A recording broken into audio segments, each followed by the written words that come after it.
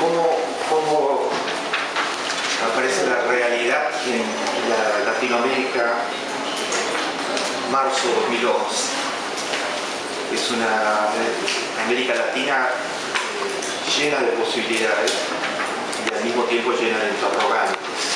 En un mundo donde los cambios son a una velocidad enorme, en un momento histórico donde la crisis económica mundial sigue vigente, todo tipo de impactos, y ha sido acompañada ahora por un cambio vertiginoso absolutamente en un área totalmente estratégica de la economía mundial como es el Medio Oriente. En un mundo donde nadie predijo la crisis mundial y nadie predijo que se iban a caer regímenes de 42 años, 40 años de existencia en países que son el corazón petrolero del planeta, ¿no?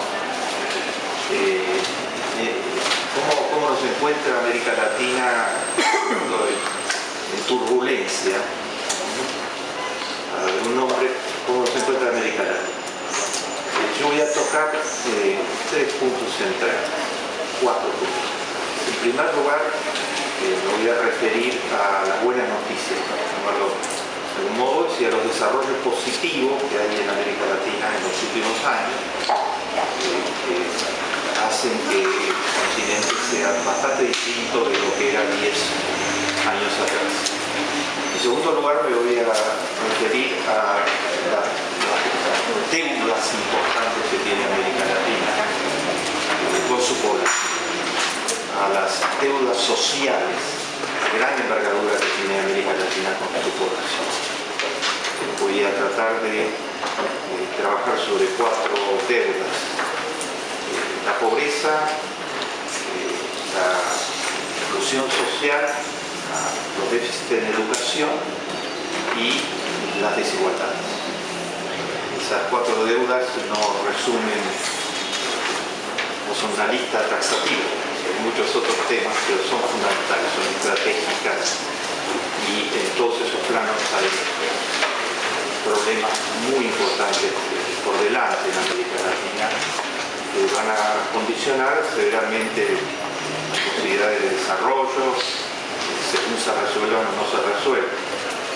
En tercer término, voy a tratar de presentar algunos de los mitos, los razonamientos falaces con que se razonan con frecuencia en América Latina sobre la pobreza y sobre la desigualdad. Y finalmente voy a mostrar que hay soluciones, salidas, podemos tener esperanza de que nuestro esfuerzo forma parte de este camino de resolución de los problemas principales para la mayor parte de la población. Son 4 temas sobre los cuales vamos a reflexionar sobre América Latina. Cada uno de ellos incorporaré anotaciones sobre la Argentina. Estos 4 temas van a ser ampliados, están ampliamente desarrollados en Escándalos Éticos, el último libro, y particularmente en el libro en general, en la primera, en la segunda y la tercera parte, están los temas que tienen que ver con las deudas sociales de América Latina, y en la última parte señalé un trabajo detallado sobre la Argentina del Bicentenario. Entonces allí están ampliados estos, lo que ahora vamos a desarrollar sumariamente. En primer lugar, las buenas noticias. Una buena noticia, o sea, las tendencias positivas que se observan en la región en los últimos años. Una tendencia positiva absolutamente relevante es la democratización de América Latina. Es la democratización de América Latina. América Latina es hoy diferente de lo que era 10 años atrás en este campo. Hay muchos indicadores de avance en la participación ciudadana en América. desde el crecimiento del tejido social se ha multiplicado totalmente el número de organizaciones de base. Se habla de más de 1 millón por lo menos de organizaciones de base, ONGs, organizaciones de todo orden. El nivel de creación de asociatividad, que es uno de los elementos centrales del capital social, se ha vigorizado seriamente en América Latina. La participación electoral es muy alta en América Latina, es una de las más altas del planeta en términos comparativos en los últimos años. En el último año y medio ha habido más de 12 elecciones presidenciales en América Latina. Y los niveles de participación se duplican ampliamente en Estados Unidos. La participación en la mayor parte de nuestros países es obligatoria, en los Estados Unidos es voluntaria. El nivel de participación electoral es muy superior al de los Estados Unidos y al de la mayor parte del planeta. Estamos en promedio bastante por encima de las cifras promedio internacionales. La presión de la sociedad sobre los partidos políticos, los políticos y los gobiernos ha crecido muy fuertemente en América. Una expresión dramática de esto es que si uno hace el inventario del año 93 hasta el año 2007, 12 presidentes de América Latina no pudieron terminar su mandato porque la población no se los permitió, no por golpes militares, sino porque la ciudadanía dijo que basta, que estaban incumpliendo sus promesas electorales, que no mejoraban la pobreza ni la desigualdad, y en algunos casos que había huellas profundas de corrupción. 3 presidentes en Bolivia, varios presidentes en el Ecuador, un presidente en la Argentina, sucesivamente. Ustedes hacen el recuento, son 12 presidentes a los que derrocó la ciudadanía en ejercicio de canales de la democracia, a través de ejercicios masivos de protesta. La exigencia de la ciudadanía en términos de transparencia de los actos públicos ha aumentado muy significativamente y algunos gobiernos han respondido creando instituciones centradas en transparentar los actos públicos. México tiene un instituto público importante que está dedicado solo a eso, a cómo se logra comunicar la gestión pública. Los ciudadanos en ningún lugar de América Latina se conforman hoy con votar una vez cada 4 o 5 años o cada 6 años.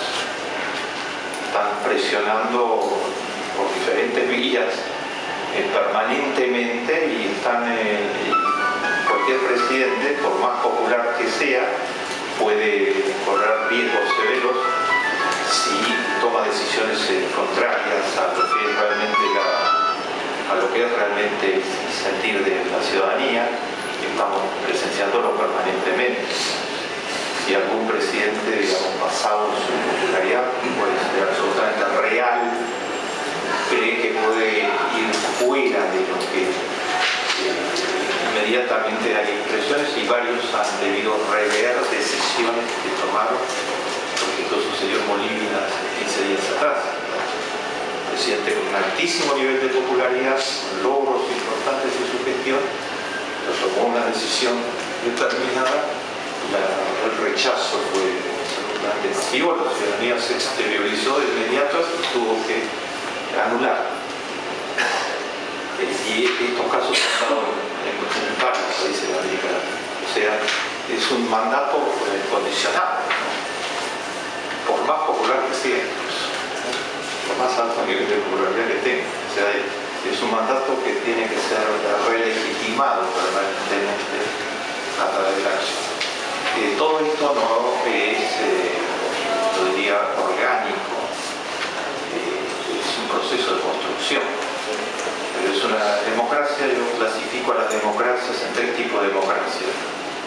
Democracias bobas, en donde lo único que se hace es votar una vez cada tantos años y después el presidente hace lo que quiere, ¿no? Los resultados de el mandato que se le entregó, etc. Sí funciona en varios países en América Latina y funcionaba en la mayoría en América Latina. Democracias digamos, activas, donde hay un nivel de activismo social que significa una presencia de la ciudadanía significativa, y democracias inteligentes, finalmente, calientes, en donde esto funciona como parte del proceso histórico. Puede ser algunas de las democracias como las nórdicas, por ejemplo. Ahí nadie puede hacer un acto de corrupción significativo y implicaría inmediatamente ser barrido por la ciudadanía, los sistemas parlamentarios, etc. Y otros sistemas en donde la ciudadanía es muy activa. Su nivel de activismo y de organización y de articulación hace que realmente controle el gobierno. En América Latina, una cantidad de países han pasado de una democracia boba a una democracia activa. Estamos lejos de democracias calientes que funcionan solas con todo el sector legal. Pero esto está sucediendo. Esto es una tendencia absolutamente ahora. Que haya protesta, etcétera, se manifiesta muy bien en el Latin Barómetro. El Latin Barómetro es una encuesta, la única que hay de este tipo, que mide todos los años, desde el año 96, lo que piensa la opinión pública sobre muchos temas claves en 18 países de América Latina, con una muestra representativa en cada uno de los países. Y es interesante ver cómo varió en estos indicadores de democratización la situación. Por ejemplo, en la última encuesta se le pregunta qué actitud tiene la gente frente a las manifestaciones, o sea, frente a que la gente proteste de forma organizada, no salvaje, etc. En el año 96, cuando se empezó, era una actitud de crítica fuerte, actualmente es una actitud de apoyo. La gente tiene que protestar, la gente tiene que organizarse, que tiene derecho, digamos, por los límites que se indiquen, no manifestaciones salvajes, sino en nombre de intereses legítimos, etc. O sea, la ciudadanía ve nuevos canales, instrumentos a través de los cuales se expresa la gente, que no son tradicionales. Y ve también con la absoluta simpatía que los jóvenes hablen a través del internet, expresen su opinión, hagan lo que está sucediendo en un entendimiento, evidentemente, un fenómeno generalizado, se organicen, articulen y expresen a través de canales como esos, que no son los canales usuales de la democracia. En varios países de América Latina se han dado pasos muy significativos para una maduración democrática, que es la creación de los presupuestos municipales participativos. Es un instrumento de democracia directa, ¿no? Ahí pasar de la democracia indirecta, digamos, a un instrumento de democracia directa. Primero fue Porto Alegre, la primera ciudad de Porto Alegre en 1989, experiencia absolutamente exitosa. Una ciudad de Porto Alegre que tiene 1.200.000 habitantes, convocado por el alcalde, se abrió el presupuesto a que la gente decidiera sobre las partidas de inversión del presupuesto, y se organizó un sistema de gestión que permitió hacerlo de verdad. Es el primero que se conoce América Latina y uno de los más avanzados del mundo. Sin duda es muy reconocido mundialmente. O sea, se le dijo a la ciudadanía, acá está el presupuesto que estamos planificando, ustedes se reúnen, se le dio dos sistemas de reunión, uno por vecindarios, para los temas específicos de cada vecindario, de cada área de Porto Alegre, y el otro por temáticas generales para toda la ciudad. Y se le dio la información y se los convocó a deliberar en forma continua, crear mecanismos de control y de seguimiento, y más de 250.000 personas intervinieron en presupuestos municipales participativos, la cuarta parte de la población, le descuentan los chicos, personas de edades mayores, etcétera, es un porcentaje altísimo de la población, y los resultados fueron excepcionalmente buenos porque se logró mucho más de lo que se esperaba. La ciudadanía logró casi eliminar el clientelismo en la ciudad, acercó muchísimo más la gestión pública a las verdaderas necesidades de la gente. O sea, la gente sabe que lo que le falta en el vecindario es mucho mejor que las oficinas de planificación. Y después de una resistencia inicial en la burocracia pública, llamémosla, finalmente el desempeño de la burocracia mejoró con información mucho más fresca y con una coalición que se fue desarrollando entre la ciudadanía y las oficinas públicas alrededor del tema, de los temas que se iban tratando, y se fue ampliando lo que se sometía a consideración de la ciudadanía, que se llegó a discutir el sueldo de los altos funcionarios públicos, etc. Hubo una serie de impactos sobre una ciudad que tenía un porcentaje muy alto de pobreza. Por ejemplo, las inversiones públicas pasaron de las zonas residenciales, creación de parques, estatuas, museos, etc., a las insuficiencias de agua potable. En las zonas densamente pobladas más marginales se eliminó el sistema del agua potable y las inversiones se reorientaron hacia las escuelas más pobres, hacia fortalecer la asistencia de chicos a las escuelas. O sea, bajo la presión directa de la ciudadanía, la agenda se acercó mucho más a las prioridades reales de la gente. Por otra parte, esto dio lugar a, después se incorporó apoyo a la pequeña y mediana empresa, creación de parques industriales para la pequeña y mediana empresa. Toda la ciudad mejoró. Eso le valió al partido que creó esto inicialmente, el partido de Lula, ganar 3 veces seguidas la intendencia de la ciudad y ser votado por la gente de los otros partidos que van a nivel nacional. Podía votar su candidato a presidente, a nivel de Porto Alegre votaba el presupuesto municipal participativo que había beneficiado a toda la ciudad. De paso, el creador del presupuesto municipal participativo fue Tarso Genro, el ministro de Educación del primer gobierno de Lula, el ministro de Justicia, el primer gobierno de Lula, el ministro de Justicia, el segundo gobierno de Lula, el ministro de Educación, y ahora fue electo gobernador de todo el estado, que es el tercer estado de Brasil, el estado de Río Grande do Sul. Se debe ser alcalde de Porto Alegre, ahora es el gobernador de todo el estado. Intelectual, muy profundo, ejemplar, la historia política, que creó todas las bases intelectuales del supuesto municipal participativo. Todos estos fenómenos significan una tendencia a la democratización que es totalmente positiva y expresada, no es lineal. América Latina ha tenido un retroceso importante con los episodios de Honduras, donde un gobierno electo que tenía niveles de popularidad significativos fue derrocado incrementalmente, ¿no? Hasta el día de hoy, buena parte de los países de América Latina no han restablecido relaciones con Honduras, o sea, no reconocen al gobierno, digamos, que surgió del golpe de Estado. Sería Honduras muy oscuro, todas sus características por parte de un sector muy prominente de la élite de Honduras, que permitió que hubiera el más mínimo cambio, digamos, al margen de los planes. O sea, eso es un retroceso.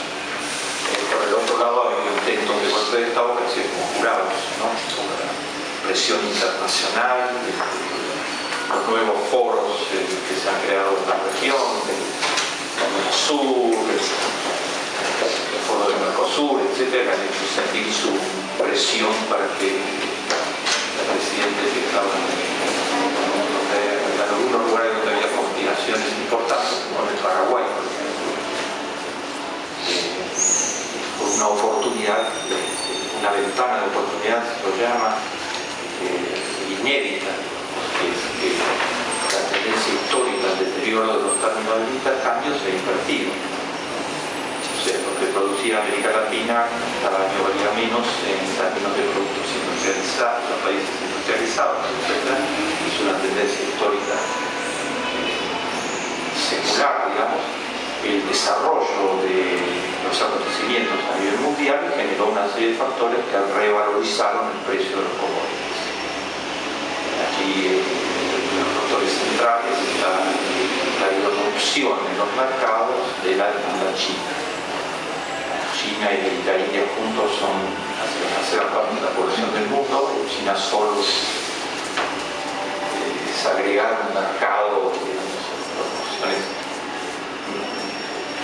fenomenales, y la activación de la economía china, el crecimiento permanente, el 8-9%,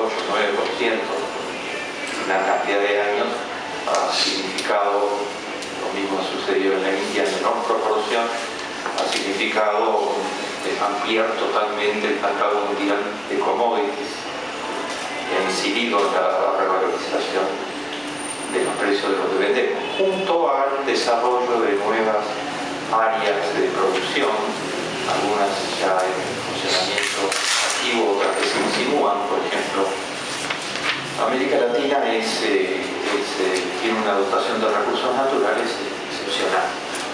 Digo que ha sido bendecida totalmente por la divinidad, ¿no? En el mundo hay una gran demanda por agua. América Latina tiene la tercera parte de todas las aguas limpias del planeta Tierra, teniendo menos del 10% de la población del planeta, 550 millones o 6.600 millones, tiene la tercera parte de todas las aguas limpias del planeta.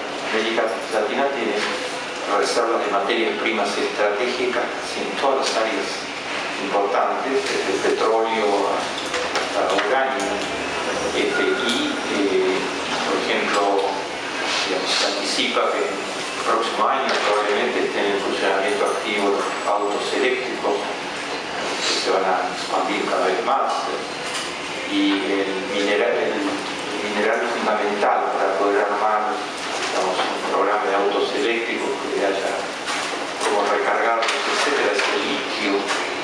La mayor reserva de litio del mundo está en Bolivia. Ya hay toda una puja fenomenal por cómo se va a manejar eso. Por comprar Bolivia. Claro, bueno, por ver cómo se va a manejar eso, ¿no? América Latina tiene todo tipo de materias primas estratégicas. América Latina tiene capacidad de producción de alimentos excepcionalmente favorables, condiciones excepcionalmente favorables, y es el mayor productor de alimentos per cápita del planeta. Toma la producción de alimentos de América Latina y la población de América Latina, que es el mayor productor de alimentos per cápita. Argentina es un país que está encabezando el ranking en un montón entre los primeros puestos en el ranking, en una cantidad diversa de alimentos, frente a un mundo donde vamos a ver enseguida algunos datos, donde el hambre y la desnutrición son un tema absolutamente central, ¿no? El mundo tiene 1.000 millones de personas actualmente con hambre. 1 de cada 6 habitantes tiene hambre, y América Latina nada en alimentos, le dan capacidad de producir alimentos. Estos factores y otros, digamos, la activación de la economía mundial en un periodo, después se produjo la crisis, etcétera. Ahora la nueva reactivación de la economía que requiere energía, etcétera. América Latina tiene fuentes de energía barata bien importantes. Entonces, las posibilidades económicas son favorables para América Latina actualmente. Por decirles, lo que es una tragedia para otras áreas del mundo es diferente para América Latina. El precio de los alimentos subió un 40% en los 6 meses, en el segundo semestre del año pasado. Eso es una tragedia total para el mundo árabe. Es el disparador que encendió la mecha de todas las tensiones contenidas precipitaron la caída uno tras otro de dictaduras de muchísimos años, etc. El aumento del precio de los alimentos significa que más del 60% del presupuesto de gran parte de la población de Egipto, de gran parte de la población de Libia, del Yemen, etc., lo tiene que dedicar la persona solo a comprar alimentos básicos. Entonces casi no puede sobrevivir en esas condiciones. Vestirse, trasladarse, pagar medicamentos, etc. América Latina, del otro lado, de cómo crecen los precios de la soja, del trigo, ya de las carnes, etc. Entonces la situación es favorable para las economías de América Latina y no basta que la situación sea favorable, ha habido un recambio geopolítico importantísimo en América Latina. En los últimos años, no casual, producto de la paradoja de tener un continente inmensamente rico y una población mayoritariamente inmensamente pobre. Entonces eso ha explotado los modelos que se aplicaron en los 90, en los 80, los modelos fracasaron, no dieron respuesta a la necesidad de la población y la población exigió cambio de los modelos en muchos países de América Latina, cada uno por su vía, de acuerdo a su historia particular, etc. Eso ha activado en toda América Latina un mandato de políticas públicas mucho más activas, un rol significativo del Estado y de políticas públicas que reactiven la economía, políticas nacionales, recuperar la soberanía nacional en el ejercicio de las políticas económicas que se perdió totalmente en varios países. Bueno, hay una serie de políticas económicas diferentes en los países, etc., pero reactivantes del mercado interno, favorecedoras de las pymes, que protegen a la industria nacional, etc. Todos esos elementos aportaron a que América Latina tenga actualmente las cifras que tiene, excelentes cifras de reserva, baja tasa de inflaciones, con excepciones en buena parte de los países, y un crecimiento del Producto Bruto este año muy significativo, y antes de la crisis, antes del 2008, periodo 2003-2008, tuvo el mayor crecimiento económico de los últimos 30 años, tasas del 4 y del 5%, por una crisis que hundió a todo el planeta en el 2009, y ahora América Latina ha vuelto a crecer un 5% aproximadamente, un 5 o 6%. Esas son buenas noticias. Yo me olvidé de señalar antes, el presupuesto municipal participativo no se quedó en Porto Alegre, ¿no? Este desarrollo democrático se ha extendido a muchísimas ciudades de América Latina. Y en las Naciones Unidas entregamos hace 2 años atrás el premio a la ciudad mejor gestionada de toda América Latina, a Rosario, entre otros modelos de gestión, muchos campos en salud pública, en educación, en cantidad de áreas, desarrollo urbano, etc. Tiene un presupuesto municipal participativo muy activo, incluso le ha agregado muchas cosas al de Porto Alegre, como la participación de la juventud. Esas dos experiencias son las experiencias de referencia actualmente a nivel internacional, la de Rosario y la de Porto Alegre, y se han extendido en Montevideo, se han extendido en muchas otras ciudades. En Brasil hay 80 ciudades que se presupuesto municipal en América Latina en diferentes lugares. Entonces, desarrollo democrático, noticias económicas favorables, macroeconómicas favorables, son todos elementos esperanzadores. El tercer elemento esperanzador es que ha surgido una nueva generación de políticas sociales en América Latina, ¿no? Bajo la presión muy fuerte de la ciudadanía en este plano, ha habido un recambio político del modelo, digamos, y los líderes sienten que la agenda tiene que estar primero temas como el hambre, la educación, la salud pública, etc. Esto independientemente de las ideologías, y sin eso no hay campaña electoral posible para ningún candidato en América Latina. Si no ofrece propuestas, sea de derecha, de centro, de izquierda, si no se ofrece propuestas en ese campo. Y estamos viendo que, por ejemplo, yo vengo de Chile, y ayer el presidente actual de Chile, ¿no?, elegido por sectores políticos, porque fue elegido, empresarios, etc., aprobó, envió al Congreso la ley estableciendo que las mujeres que den a luz van a tener 6 meses de licencia paga, lo que coloca a Chile en la avanzada mundial. Ya lo coloca como el país más avanzado de América Latina, ¿no?, pero lo coloca en la avanzada mundial. En Noruega son 13 meses, pero 6 meses es mucho más que todos los medios de los países desarrollados, etc. Había una presión social que venía de antes, fortísima respecto a este en Chile. Entonces hoy, si no un presidente con la flexibilidad como para entender de que esto es muy importante para su futuro político y para, es una reivindicación fundamental, toma una medida que se va totalmente de la ideología, de su modelo ideológico. Hay sorpresas de este tipo en la América Latina que indican cuán profunda es la presión social sobre solucionar temas básicos para la población. Todas estas son las buenas noticias. Mi segundo punto es las deudas sociales de América Latina. Acá estamos en un terreno totalmente diferente. Primero, pobreza. América Latina no tiene ningún derecho a tener cifras de pobreza que superen los 2 dígitos, diría yo. Argentina, por ejemplo, en los años 60, con dificultades siempre de todo tipo, tenía 8% de pobreza, que tenga una idea comparativa.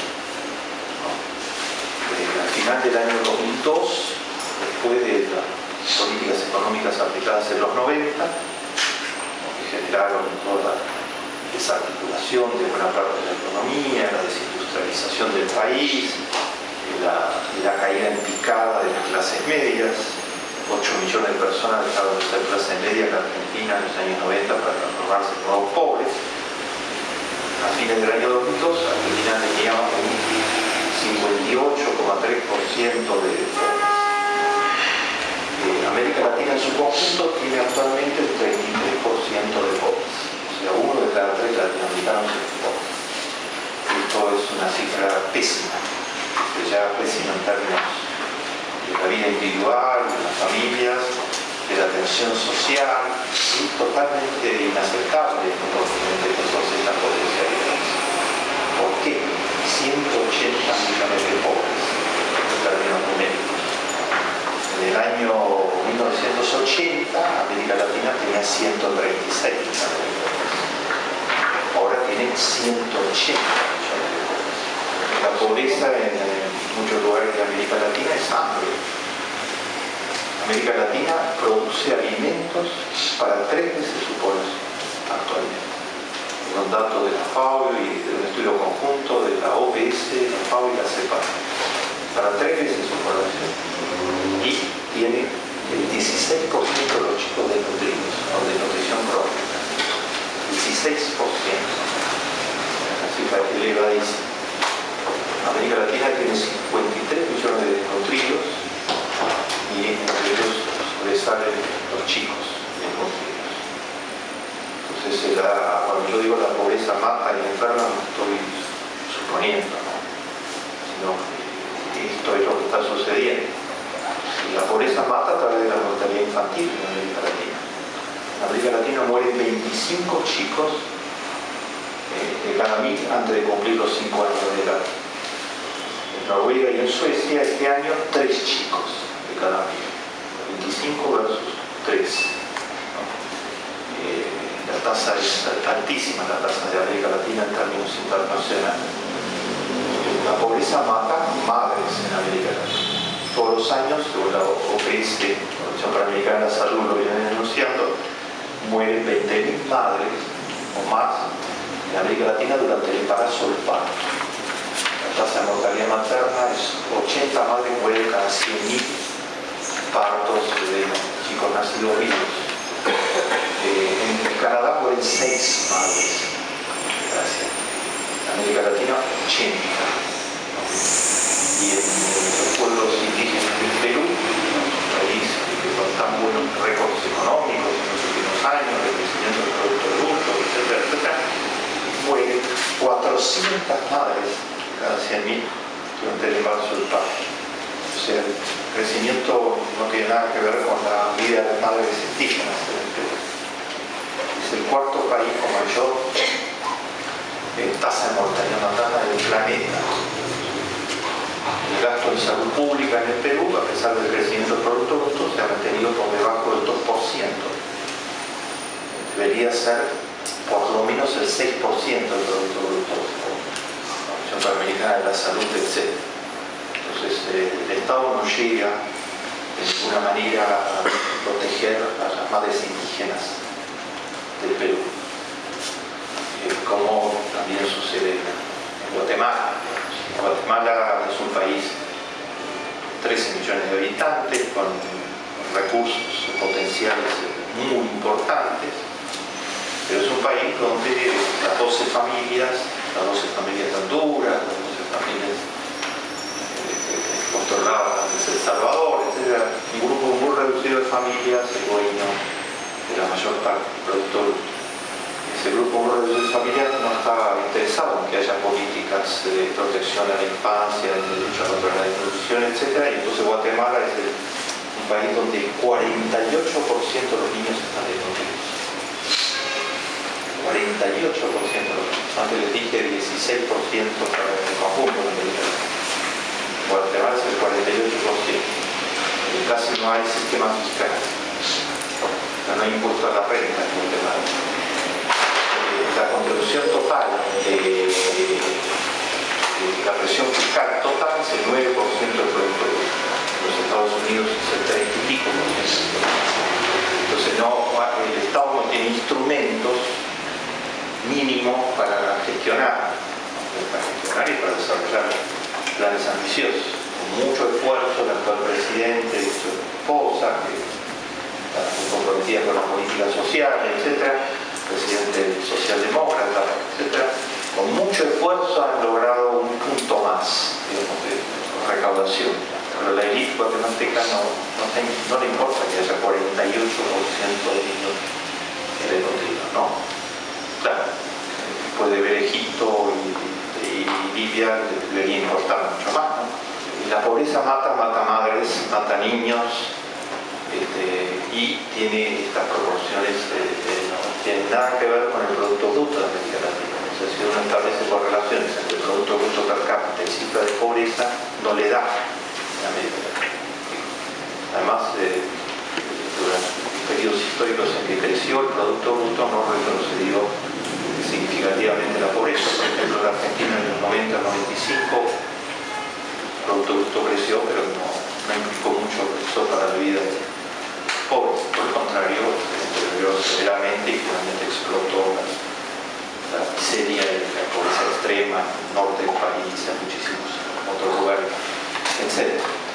Está sucediendo lo mismo en el Perú. Un modelo determinado puede generar el crecimiento del Producto Bruto, pero si es muy desigual la sociedad, eso no llega de ninguna manera a la mayor parte de la población y no la saca de la pobreza, y finalmente es muy frágil ese tipo de crecimiento. Eso es lo que ha demostrado la experiencia histórica concreta, no son ni suposiciones. Entonces el primer gran tema es que América Latina tiene indicadores de pobreza impresentables. Si yo le digo a ustedes que América Latina en este momento, según la cifra de las Naciones Unidas, tiene 50 millones de personas sin agua potable. Y esa es una causa de enfermedad total. La gente tiene tomar agua, se toma agua contaminada. Y el agua contaminada mata niños y mata personas. Entonces, la mitad de las camas hospitalarias del mundo están ocupadas actualmente por personas que toman agua contaminada. Se ha producido más muertes que todas las guerras juntas después de la Segunda Guerra Mundial. América Latina tiene 120 millones de personas que no tienen instalaciones sanitarias, no tienen un baño, que no está, el lugar donde viven no está ligado a ningún sistema de alcantarillado, y no tienen un baño. Eso es una situación de riesgo de salud pública altísima, sobre todo nuevamente para los chicos. Es una de las causas centrales de la diarrea infantil, que es la segunda causa de muerte, y de enfermedad gastrointestinal, para los chicos puede ser muy vulnerable. Entonces, la pobreza en América Latina no es abstracciones, se encarna en la vida cotidiana. ¿Cuántos millones de personas viven en América Latina en villas miserias? Según los estimados del programa Hábitat de Naciones Unidas, 119 millones de personas viven en villas miserias en América Latina. Lo llaman túmulos. O sea, una gran parte de la población, 550 millones de habitantes en total, vive en esas condiciones. Yo trato de graficarlo con frecuencia con un ejemplo como este, ¿no? Las maestras le dan a los chicos en la escuela deberes, ¿no? La escuela pública le da deberes. Un logro gigantesco en América Latina que los chicos están hoy en la escuela. Más del 95% de los chicos están en la escuela pública. Han ingresado a la escuela. Pero la pobreza significa privaciones muy severas en todos estos campos. Y en América Latina no hay justificación. ¿Por qué tanta pobreza en un continente con estas posibilidades? Y los ejemplos no son solo comparados, los ejemplos son al interior de América Latina. Noruega tiene 0% de pobreza, no hay ningún pobre en Noruega, ni de los extranjeros, ni de los noruegos, de nada. O sea, una sociedad se puede organizar y tener 0% de pobreza. Si alguno de ustedes dice, pues sería razonable, bueno, pero Noruega tiene mucho petróleo. Es un país petrolero significativo, no de los mayores, pero es bien significativo. Bueno, pero Arabia Saudita también tiene mucho petróleo, ¿no? Tiene el 80% de la población por debajo de la línea de la pobreza. Y el primer ministro de Noruega hoy está durmiendo muy tranquilo en su casa, porque la población lo votó, lo respalda, mientras que el rey de Arabia Saudita está pasando mal. Lo hicieron volver de Londres de urgencia, ahora estaba haciéndose medicamentos, etc. Corre peligro todo el sistema político de siglos, ¿no? Porque la población no ha recibido muy poco la atención social fenomenal como lo era en Egipto, como lo era en Libia, en Yemen. Ahí tenemos la tabla de la cifra de desocupación juvenil de hace pocos días, un informe sobre las cifras de desocupación juvenil en el mundo árabe. Ustedes tenían que ver si ven la de precio de los alimentos, la cifra de desocupación juvenil, entienden lo que está pasando. No mecánicamente, sino que también en factores históricos complejos, pero sin duda esto está detrás de lo que está pasando. En las cifras de desocupación juvenil, Yemen 64%, Arabia Saudita 87.5%, Jordania 83.5%, Siria 72%, Bahrein 86.5%, Túnez 50.5%, Libia 80%, Egipto 72%. Bueno, no basta tener petróleo, la cuestión es cómo se organiza una sociedad. Noruega se organizó bajo un modelo que genera cero pobreza. Estas dictaduras y monarquías concentradoras totalmente del poder, de la riqueza, curiosas, etc., se organizaban bajo otro modelo totalmente diferente, que genera, excluye a el modelo latinoamericano de los 80 y de los 90 generaba pobreza. La pobreza subió de modo bien importante y ahora las cifras de 136 millones a 180 millones. Esta es una deuda social no menor, no, es una cuestión de la pobreza, es un atentado contra los derechos humanos. Un atentado, como decía siempre Juan 23, contra la dignidad más básica del ser humano. Es una afrenta para toda la sociedad. Yo llamé a mi libro Escándalos Éticos porque eso es la pobreza, es un escándalo ético. En América Latina es un súper escándalo ético. América Latina invierte 4.5% del producto con las mejoras importantes que hubo en los últimos años por de los cambios geopolíticos en América Latina. Eso es un poco, el mínimo es el 6%, para adelante. Y ese muy poco es mucho menos poco en algunos países. Volvemos a tomar el Perú, por ejemplo, 1,8% de la educación. Las élites peruanas no están mayormente preocupadas por todo lo que preocupa todo el género humano actualmente a nivel individual, familiar, cómo dar educación a los hijos.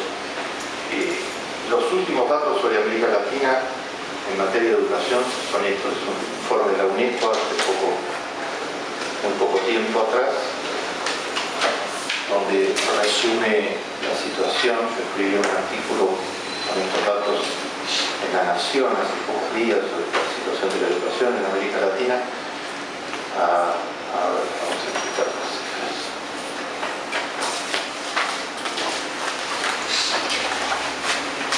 Según el informe de la UNESCO, si tomamos el primer nivel de educación, el preescolar, digamos, hoy hay una serie de países donde el preescolar es obligatorio. El preescolar, todo lo que sabemos es que los chiquitos no hay ninguna razón del mundo para mantenerlos lejos de un preescolar hasta los 5 o 6 años, ¿no? Tienen que ir desde los 2 o 3 años, es pura ganancia para ellos en socialización, en abrir sus mentes, en desarrollar su cerebro, en todos los sentidos posibles.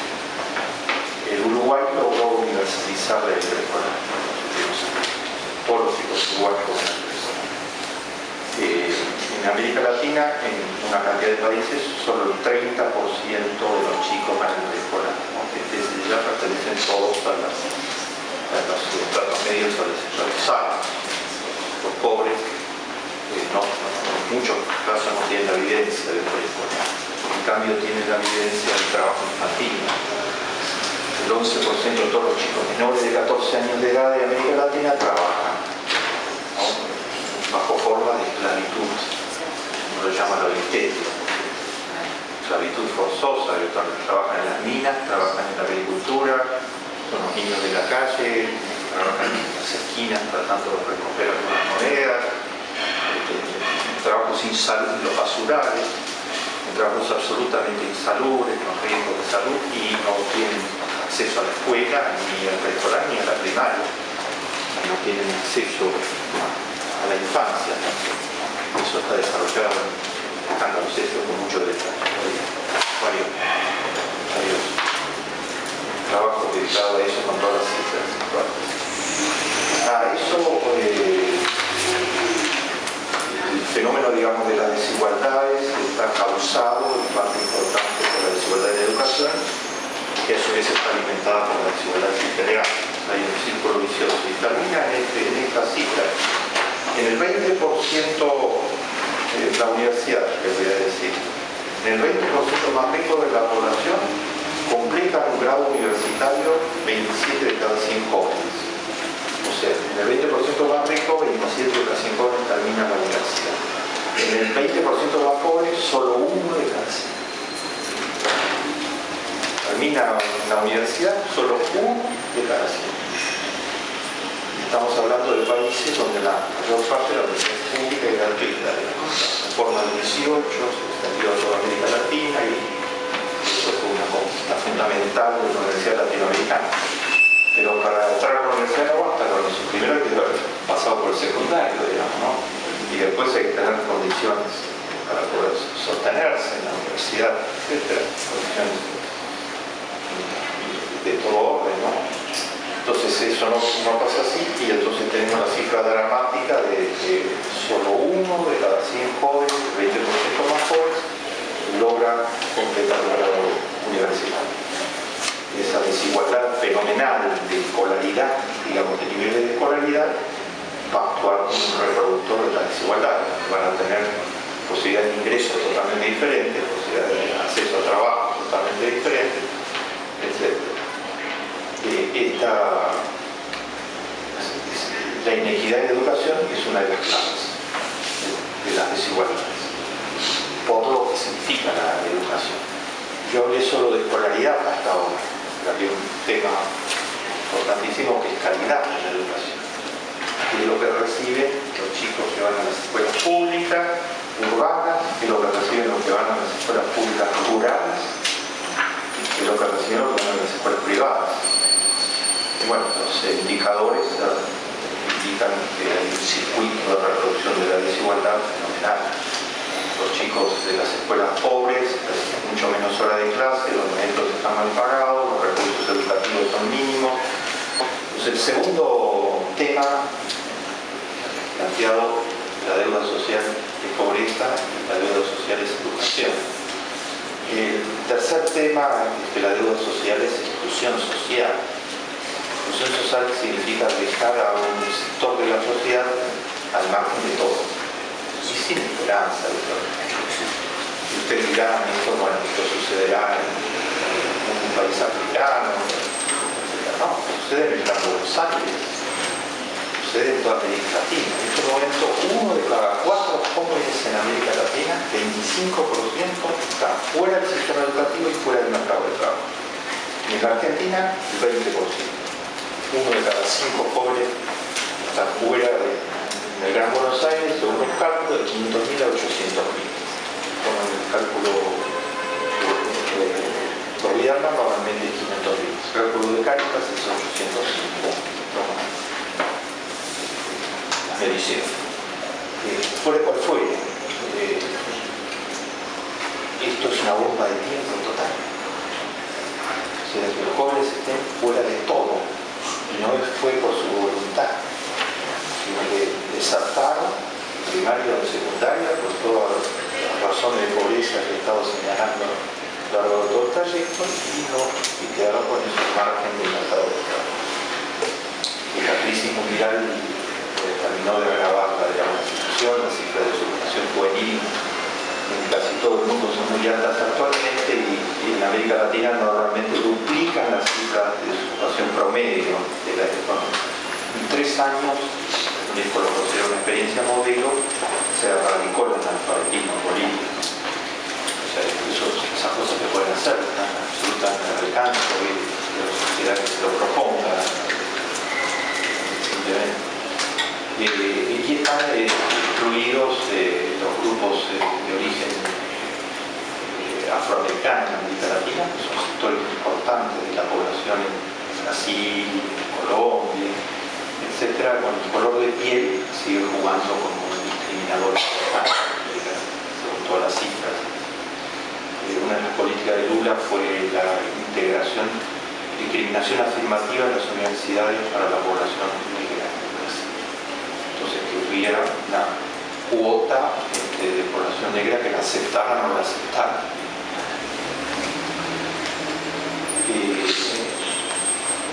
Y están excluidas, no en el mismo nivel, pero sufren un problema de discriminación severa de la América Latina, las mujeres. Otras formas de discriminación. Ha habido avances enormes, evidentemente. Nuestro país es uno de los más avanzados del mundo en la participación de mujeres en el Congreso. Una ley que forzó a los partidos, el 30% de sus candidatos tenían que ser mujeres, etc., que ayudó mucho en esa dirección, junto con la gran pelea de las mujeres. Pero en el mercado de trabajo, las mujeres ganan 30% menos que los hombres a igual responsabilidad. En el mercado de trabajo, la mujer tiene que ser, yo digo, una super mujer, porque toda la carga familiar sigue cayendo íntegra sobre ella en nuestras sociedades y al mismo tiempo que tiene que ser competitiva y hacer lo mejor que el hombre para evitar la discriminación en el trabajo. Yo creo que uno de los artículos del libro se llama Mujeres al borde de un ataque de nervios, ¿no? Y entonces doy todas las cifras y todos los datos al respecto. Y si llega a quedar embarazada y ser madre, la situación se le pone dificilísima en el trabajo, etc. Es un motivo de discriminación severa todavía en nuestra sociedad.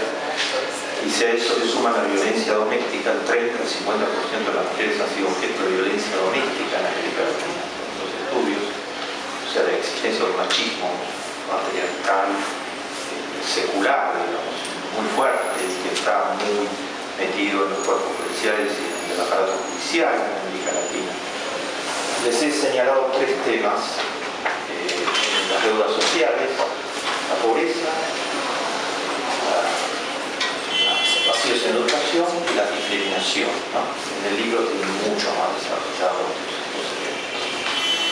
El cuarto y último tema a señalarles es que si uno se pregunta, o por esquematizando el punto de la situación, ¿por qué un continente tan rico tiene tantos pobres? Y eso se lo están preguntando muchos latinoamericanos. Yo tengo que ser muy pobre, mientras que otros viven a nivel de la clase alta de Suiza, o de la clase alta de Luxemburgo, etc.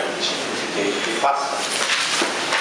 Bueno, América Latina tiene un cuarto problema clave, que es la región más desigual de todo el planeta. Es la región de todos los continentes que tiene el peor coeficiente Gini, que es el que mide la desigualdad en la distribución de los ingresos.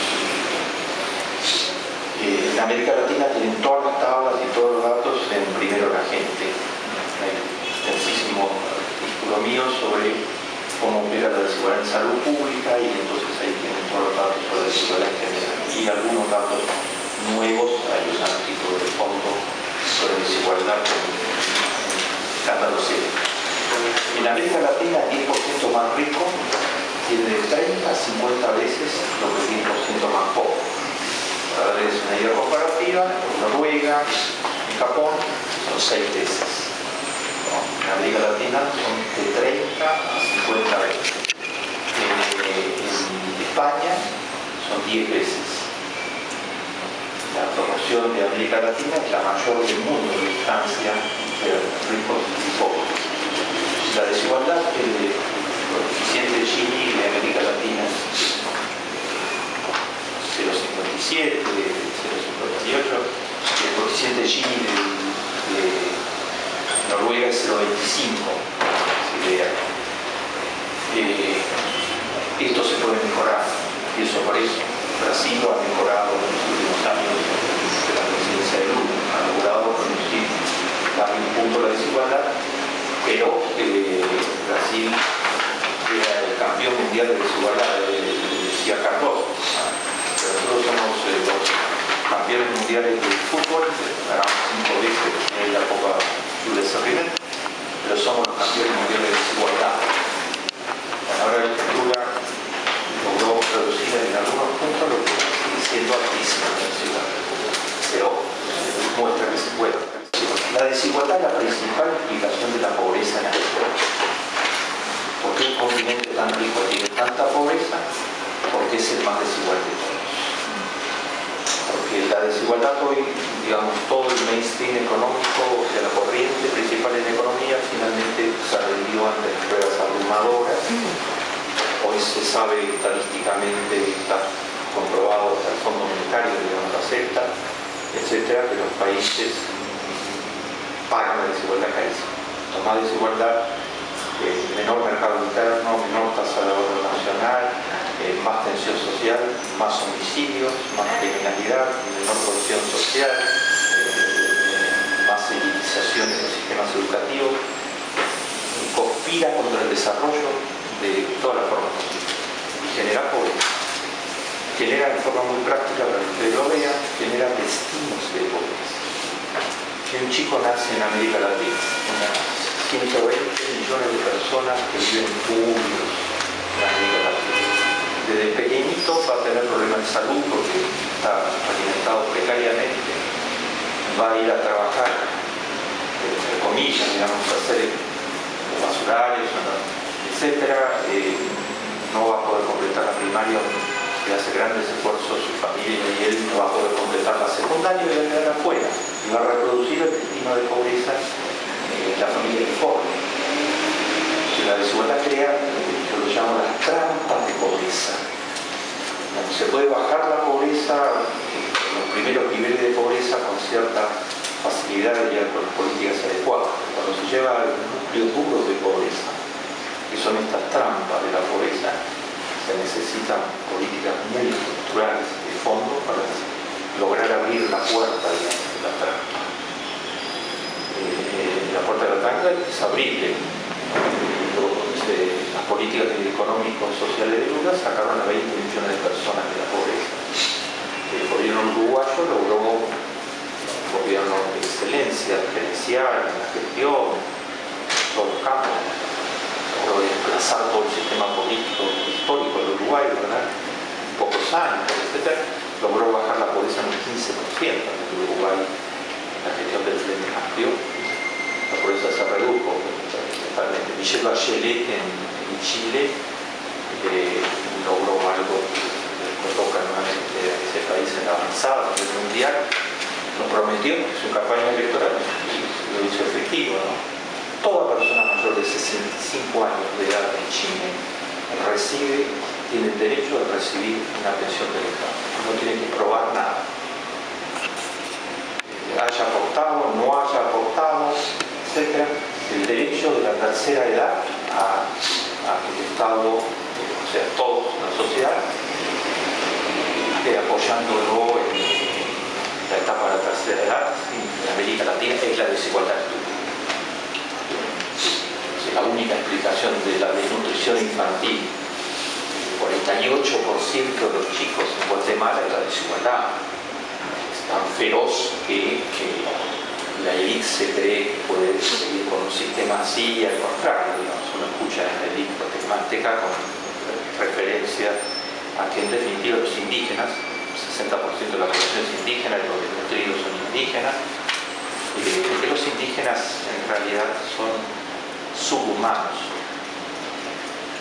Escucha esos razonamientos en pleno siglo XXI, que son razonamientos de una racionalización extrema, racista, total, escuchan el peruano, razonamiento racista respecto a los cholos, las sierras, etc.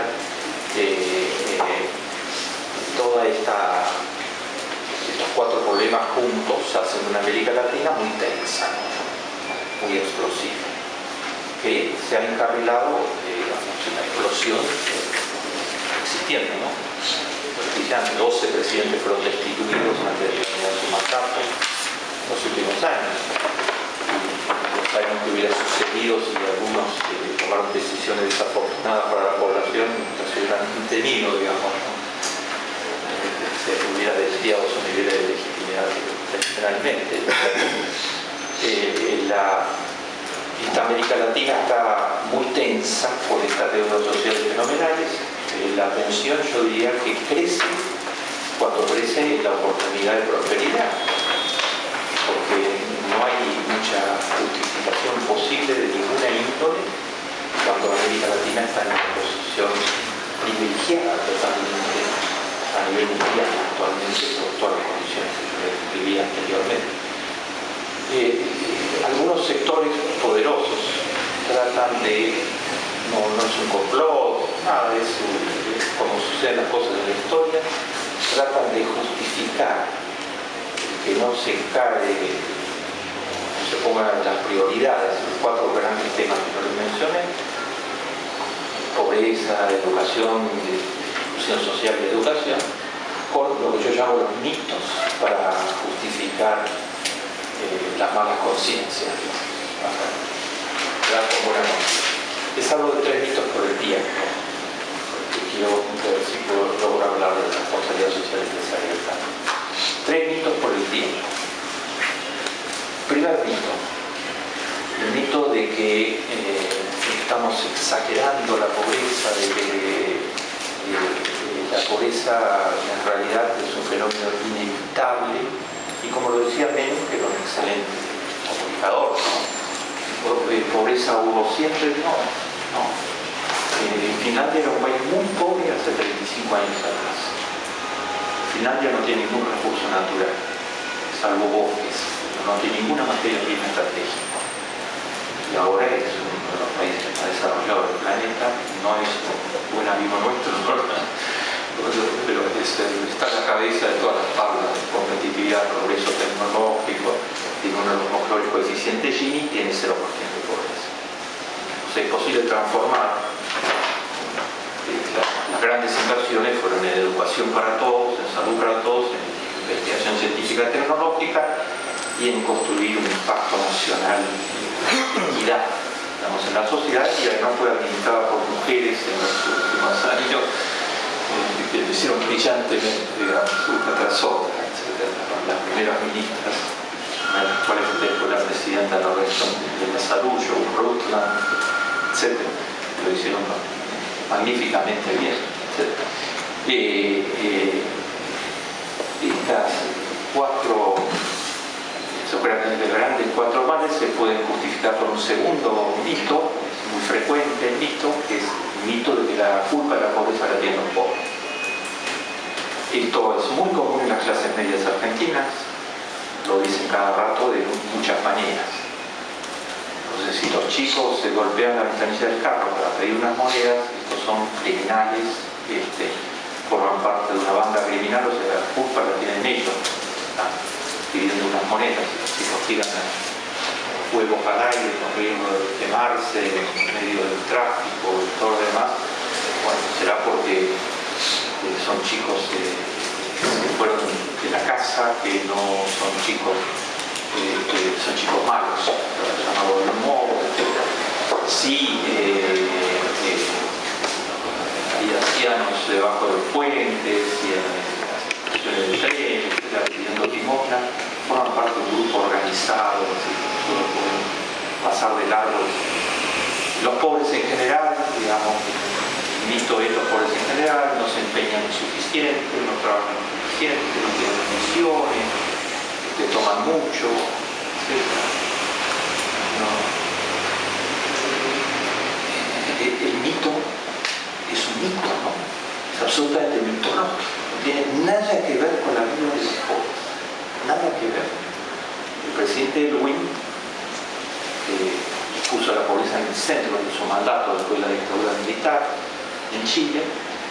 Escribió un informe, fue el relator general de la conferencia, de la cumbre social, la mayor reunión que se ha hecho el presidente del planeta sobre la pobreza en el mundo. Y entonces en el relatorio pone, dice, no hay ninguna situación histórica en donde si a los pobres se les da oportunidad, los pobres se dan la oportunidad. Se les dio la oportunidad de aprender programación, de entrar en el mundo de la computación y conseguir trabajo en estos lugares, etc. Los resultados fueron absolutamente imponentes. Entonces eso de que los pobres son culpables de su pobreza es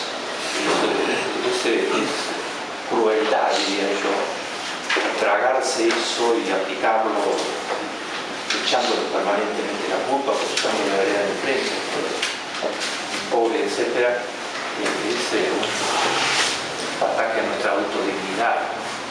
El tercer razonamiento mítico, que hay una lista mucho más amplia en escándalos éticos, pero el tercer razonamiento mítico yo lo resumo en la frase ¿y yo qué tengo que ver? La frase que muchos argentinos dicen con frecuencia frente al tema de la pobreza: yo soy un buen ciudadano, trabajo, cuido a mi familia. La pobreza, que se arreglen los pobres o que se arregle el gobierno, se arregle quien se tenga que arreglar, pero yo qué tengo que ver, la coartada final. Yo no soy el responsable, y yo qué tengo que ver.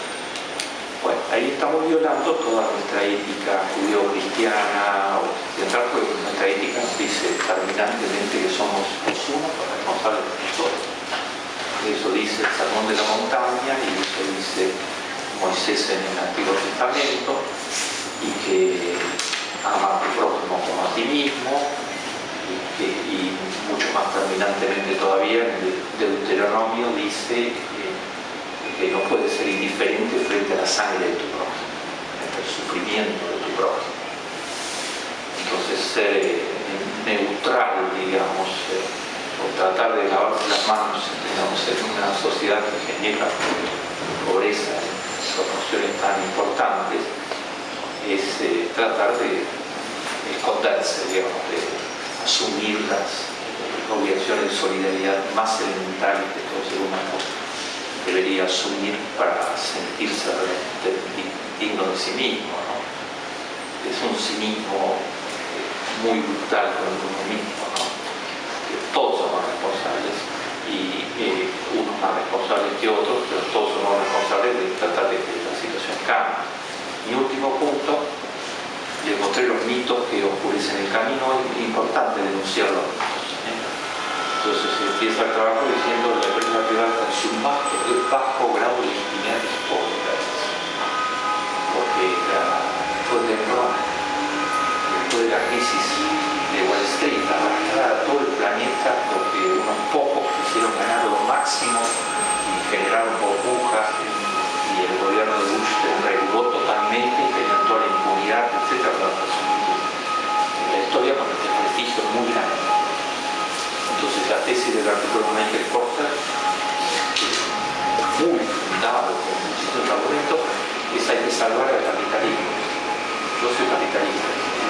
Hay que salvar el capitalismo. Si no ponemos el problema en el centro y vemos cómo podemos reestructurar no ya una empresa u otra o arreglar la legislación. La tesis central del trabajo del científico es que el rol de la empresa tiene que cambiar en la historia. La empresa no puede producir solo valor económico, dice Porter. Estamos hablando de un capitalista ferviente.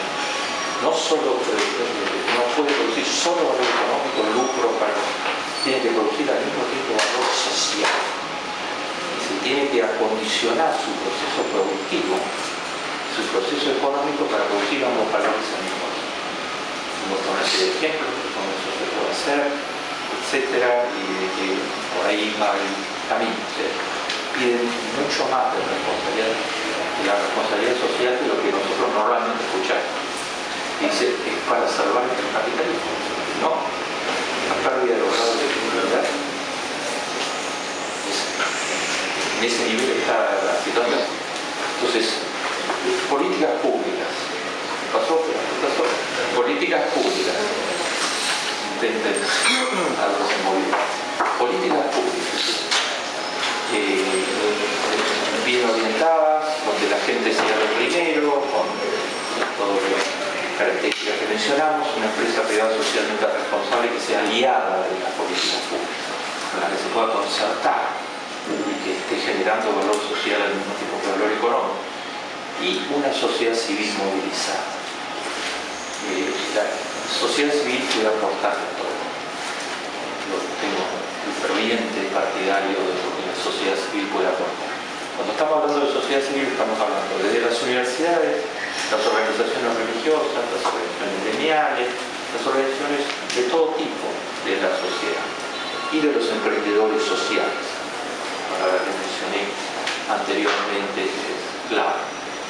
Una sociedad civil movilizada puede aportar en la lucha contra la pobreza, educación, la desigualdad, etc.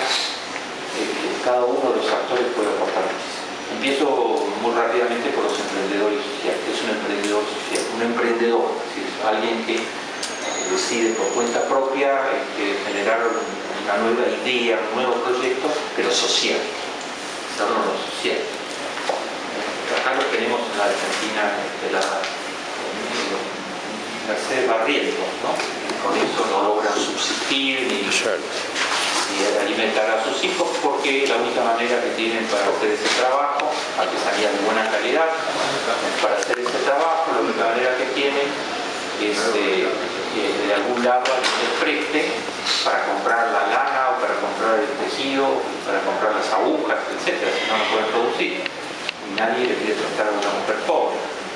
Entonces recurren a los usureros y los usureros les cobraban 20% mensual de la tasa que pagaban las mujeres de la primera aldea que fue yo, 30.000 habitantes tenía la aldea para poder trabajar, ¿no? Para poder tener algún ingreso. O sea, los usureros se quedaban con todo, ¿no? Y las endeudaban, tenían esclavos. Entonces uno va a la banca pública, lo sacan corriendo, ¿cómo le vamos a prestar a esas mujeres si no tienen ninguna garantía, ningún aval, no tienen vivienda? ¿Cómo le vamos a prestar? ¿Qué vamos a hipotecar? ¿Para la banca privada?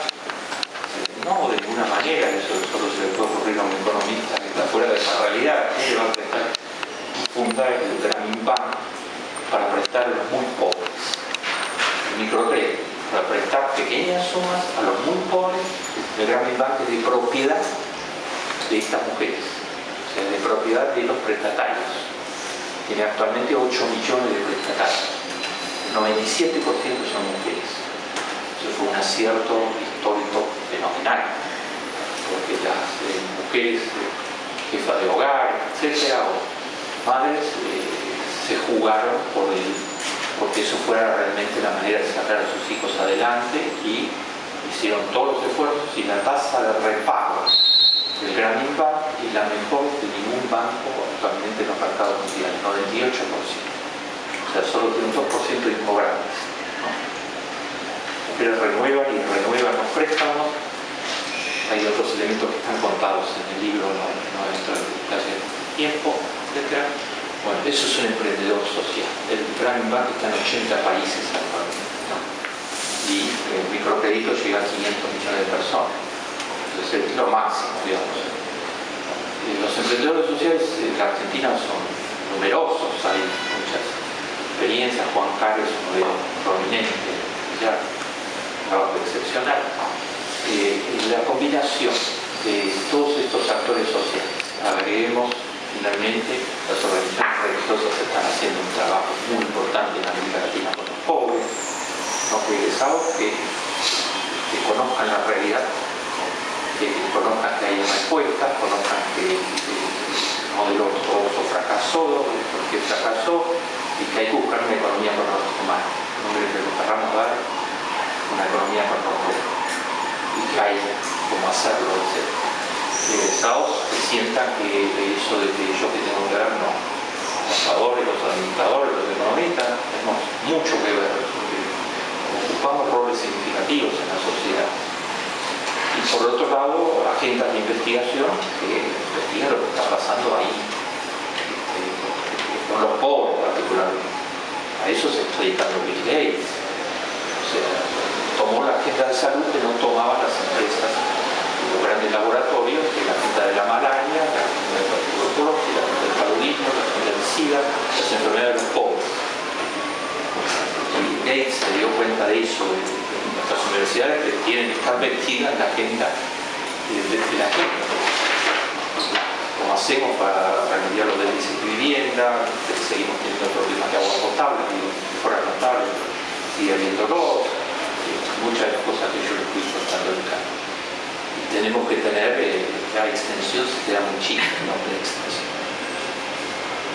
No representa el rol que se tiene adentro de la sociedad, con sus profesionales, con sus profesores, con sus investigadores, en alianzas estratégicas con agentes de cambio, tratando de desarrollar proyectos integrales, ayudando a las políticas públicas, proyectos integrales de cambio. Son una de las vanguardias en las respuestas que necesita América.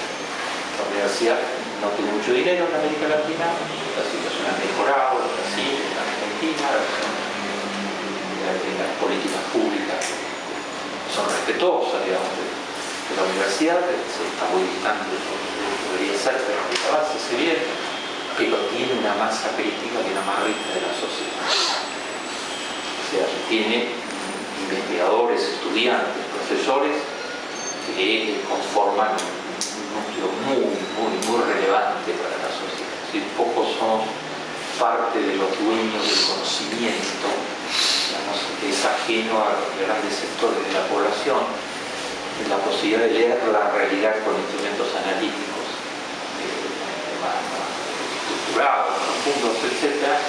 Y es una obligación moral elemental que tratemos de convertir eso en acción, digamos. Hay un desafío abierto fenomenal. Candidatos alentados, el programa de subsidio universal a hijos de trabajadores informales. Uno no puede menos que sentirse muy estimulado por un programa de esa característica. Como saben ustedes, a mí se me atribuye ser el creador de la gerencia social. Yo vengo abogando hace más de 20 años por un programa de características, ¿no? Ese programa tiene todo lo que uno ha escrito que debe tener un buen programa social. Número uno, que va al núcleo más pobre de la población, los chicos que no tienen ningún sistema de protección porque sus padres son informales. Y descubrimos, sobre todo que en Argentina son más de 4 millones de chicos en esa condición, que no tienen de ningún lugar protección. Segundo, que el programa está planteado como un derecho y no como una prevención.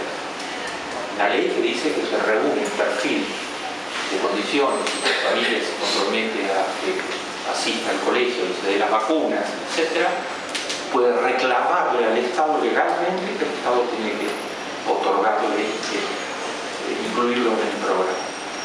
Tercero, que no hay intermediarios, digamos. La plata está depositada en los bancos, que son incluidos en el programa, que es una tarjeta, una cuenta, y retiran la plata. Cuarto, que hay instancias de monitoreo, que habrá que fortalecer seguramente, pero hay instancias de monitoreo, etc. Entonces, va en la de quinto, quizá lo más importante, y una inversión de recursos altísimos. En realidad tendría que ser un programa que veía todo el país, ¿no? Iba a tratarse en el Congreso y el gobierno nos sacó por otro lado, etc., pero había consenso que tenía que haber un programa de este tipo en todos los sectores sociales. Es una inversión de recursos que, junto con el programa Bolsa de Familia de Brasil, es el mayor porcentaje del Producto Bruto que se haya dedicado al programa de política social en la historia del Brasil y del Argentina. Cuando ustedes lo miren, es ese porcentaje del Producto Bruto que significa proteger, mejorar la situación de 4 millones de niños. Entonces, esto no es iniciativa personal, esto es demanda social. Para mí, el motor de la historia de América Latina es aquello con lo que comencé, es la democratización. La gente que quiere caminar en dirección de la economía con nuestro humano y que dará mandatos a quienes avancen en esa dirección y los revocará si no avancen en esa dirección. Perderá legitimidad.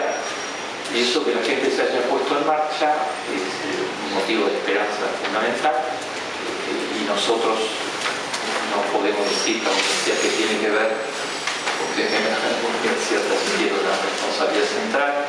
Bueno, hemos ideado la idea de Amartya Sen pensando que los jóvenes, las nuevas generaciones, más capaces, más comprometidos, etc., podíamos hacer una contribución, porque las tasas de crecimiento demográfico se han reducido sensiblemente en la región.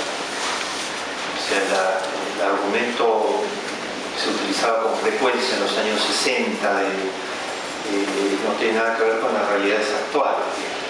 América Latina ha pasado de ser países de alto crecimiento demográfico a ser países de medio y de bajo crecimiento demográfico. Uruguay es una población estancada. De algún modo, todo Argentina tiene un crecimiento demográfico reducido en términos comparativos. O sea, hay que seguir trabajando sobre ese tema, pero no es la traba en este momento de ningún modo.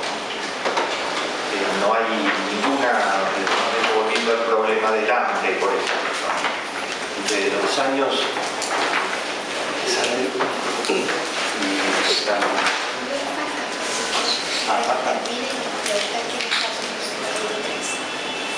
una sola. Bueno, entonces la gente compra alimentos todavía mucho más baratos, de mucho peor calidad. Deja de consumir alimentos nutritivos con nutrientes y pasa a consumir basura, digamos, la comida rápida, digamos, el éxito de las McDonald's, etcétera, ha aumentado en su costo, ¿no? Su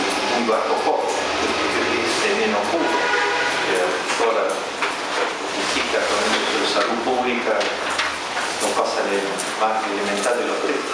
La gente degrada la condición de su comida y empieza a comer una vez por día en lugar de 3, etc. Y finalmente esto está sucediendo, ¿no?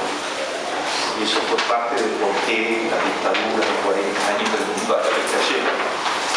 Finalmente la gente empieza a vender lo poco que tiene para poder comer. Es una escalera, no es el tema poblacional el tema central, porque con las tecnologías actuales es posible, como pasa en América Latina, producir alimentos para 3 veces la población de América Latina y al mismo tiempo que suba los hambrientos, aunque haya aumento del Producto Bruto, porque es la región más desigual del planeta. No me siguen en el modelo y no me renuevan en el mandato electoral, ¿no? Eso fue en el 95, etc. Lo que viene después es el caos. Trato de volverlo a usar en el año 2000. No, el caos y seguimos el modelo como se está mostrando, ¿no? El caos llegó a la economía más poderosa del planeta, ¿no? Cuando se atuvo estrictamente al libreto en el periodo de Bush y desreguló totalmente y debilitó todo el sistema construido de equilibrios sociales durante muchos años. O sea, ojalá la ortodoxia tuviera razón. Entonces tendríamos ahora 10% de pobreza, cero de exclusión social. No tiene razón porque la historia ha demostrado lo contrario. Tiene toda la razón. Cuando viven, lo van a ver en algunos de los trabajos, que el modelo es simplemente mala economía. El modelo ortodoxo es mala economía. Produce desequilibrios feroces, no produce crecimiento sostenido y beneficia a unos pocos. La mayoría quedan afuera del modelo. Entonces la idea del pensamiento único era, como dices, una manera de presentar las cosas para descalificar la existencia de alternativas. Amartya Sen dice, hay un montón de modelos que vienen en conflicto de la ortodoxia neoliberal, es el único. Tal modelo de los países nórdicos, que por ahora es el más exitoso del planeta. Ha producido cero pobreza, la mayor esperanza de vida, los mayores niveles educativos del planeta y tiene una democracia totalmente activa. Está el modelo de los países del sudeste asiático, que han tenido progresos importantes a su manera. Está el modelo chino, que yo soy absolutamente crítico de sus características políticas, digamos, autoritarismo, feroz, etcétera, etcétera. Pero ha sacado de la pobreza efectivamente a cientos de millones de personas, ha tenido efectividad en ese terreno. Está el modelo de Europa Occidental, ahora cuestionado por la crisis de Wall Street, que es la que la arrastró. Está el modelo Wall Street. La generación de capital social. Todos estos modelos exitosos tienen muchísimo capital social atrás, que ahora se está empezando a medir, ahora se está empezando a trabajar mucho más. Es uno de los temas que se ven en la Amartya Sen. El mismo programa Amartya Sen es generador de capital social. Y creo que la confianza, la participación cívica de la gente, la relación entre las personas, eso es lo que estos modelos tienen de exitoso también. Y creo que es lo que va a llevar al crecimiento de este país. Me parece fundamental remarcárselos a ustedes, que son los tutores de los programas, son tutores de programas que van a generar capital social. Fundamentalmente para entender la importancia que van a tener los premios Amartya para las que vienen. Excelente aporte de Diego. Sé que yo voy a reprogramar, lógicamente, entonces estoy pensando en lo siguiente. Hemos dado una conferencia sobre América Latina y el África, ¿no? Ya la van a recibir por video y va a salir para la conferencia de apertura. Profeso elegido América Latina y la Argentina porque sabía que no tiene que ubicar. El jueves próximo yo doy otra conferencia acá. Entonces la voy a armar para los Amartya Sen de la UBA y de las universidades cercanas, ¿no? Para los participantes, no para los tutores, sino para los participantes. Creo que vamos a reunir unos 100, 150 de Profeta Matanza, de Loma de Zamora, de La Plata, creo que ya han hablado con ustedes, el jueves a las 7. De 7 a 9. En este mismo lugar, El salón de actos. en el salón de actos. Entonces esa la voy a dedicar para contarles que ustedes estaban pidiendo. La voy a dedicar a 3 temas. Uno, la crisis mundial, fundamental para terminar de decir un poco la visión holística que tuve. Entonces, uno, la crisis mundial. Segundo, el tema del capital social. Una palabrita, hay que desagregarla mucho para darle vida, digamos, ¿no? Voy a saltear para los que vienen, los alumnos que vienen, y voy a saltear el punto número 1 para que ustedes tengan un segundo video. Voy a hacer leer sobre eso, etc. Para que ustedes tengan un segundo video. Ustedes pueden contar con 2 conferencias mías y por real para que puedan abrir el programa. Sí, vuelvo a encarecer muchísimo, creo que están hechos todos los arreglos para que aproximadamente el lunes ustedes tengan en la dirección que pusieron les llegue los libros. Entonces poner a la gente a leer los libros y después aprovechar a fondo, etc. Ahora seguimos un rato más, tenés que llamar a Federico porque vamos a tener un momento organizativo. Doctor, ¿algunas recomendaciones prácticas como para delinear alguna agenda de investigación en nuestra Facultad de Ciencias Económicas? Adolescente como el problema que creo que señaló Baltasar. Hoy escribimos papers sobre cualquier cosa que no afectan en nada la felicidad de la gente y digo, por ahí si nos diera alguna recomendación de por dónde orientar la investigación más aplicada, incluso la más básica, para empezar a canalizar energías en alguna dirección que sea más provechosa. Creo que por lo pronto este aporte que les vamos a hacer es el de enviarles un inventario de los proyectos de investigación que se han desarrollado en el marco mismo de la Amartya Sen. Bien. Los proyectos, eso les da una lista, debe ser una cantidad bien importante, digamos, ¿no? Con 5 programas Amartya Sen que se han desarrollado desde Buenos Aires, Rosario y La Matanza. Entonces hay una lista que les va a servir de que va a ser una referencia muy útil. Y con todo gusto vamos a ir pensando en sugerencias de temas de investigación. Excelente. Por lo pronto yo les considero una iniciativa que tomó el Consejo Profesional de Ciencias Económicas de Buenos Aires el año pasado fue de pedirnos que primero a la gente hagamos una selección. Hicimos 6 fascículos primero a la gente que fueron enviados a todos los profesionales matriculados. 50.000 más. 50.000, etc. Nosotros pudiéramos hacer circular en San Luis, en todos lados. Eso está armado. Está circulado y ya está armado. Y por ahí ustedes le piden al Consejo Profesional de Buenos Aires lo pueden hacer circular a los 220 contadores. Y es una iniciativa desde los contadores, el Consejo Profesional. Pero hay un largo camino de muchas cosas que desarrollar este campo. Bueno, muchas gracias por todo el trabajo hecho en conjunto. Me tengo que ir a dar una conferencia.